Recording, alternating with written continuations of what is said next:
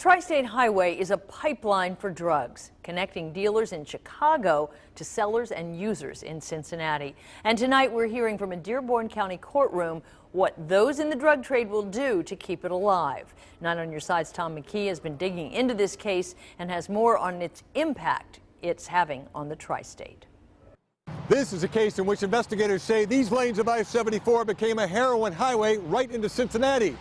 Court documents say the supplier was a Chicago man who hired others to bring hundreds of thousands of dollars of the drug into Cincinnati on a regular basis. It was June 2012 when Indiana State Police stopped a car on I-74 in Dearborn County. A woman named Destiny Gaines was behind the wheel, admitting she had a small amount of marijuana in her purse. But hidden in the front driver's side door was a bigger prize, 3 kilos of heroin, 6.6 pounds of it.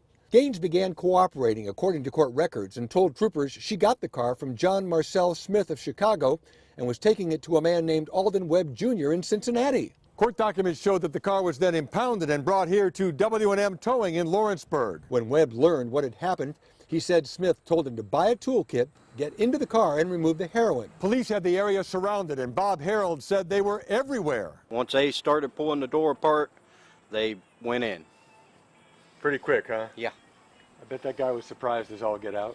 He had a surprised look on his face when the cops started coming from every hole in the area. Like Gaines, Webb began cooperating with investigators. Both pointed to Smith as the supplier, saying the drug was hidden in the doors of rental cars and Gaines would go to Chicago to transport it to Cincinnati. The seized heroin was valued at $450,000, but that's the wholesale value. In opening statements in the case, prosecutor Aaron Negengard said it could be cut into 300,000 hits for the streets. If it was sold for between $10 and $30 a hit, that could generate millions of dollars in revenue. This is just one example of how law enforcers say heroin is getting into the area, but they say this is a major case. The jury could begin its deliberations at midweek. Tom McKee, 9 on Your Side, Dearborn County.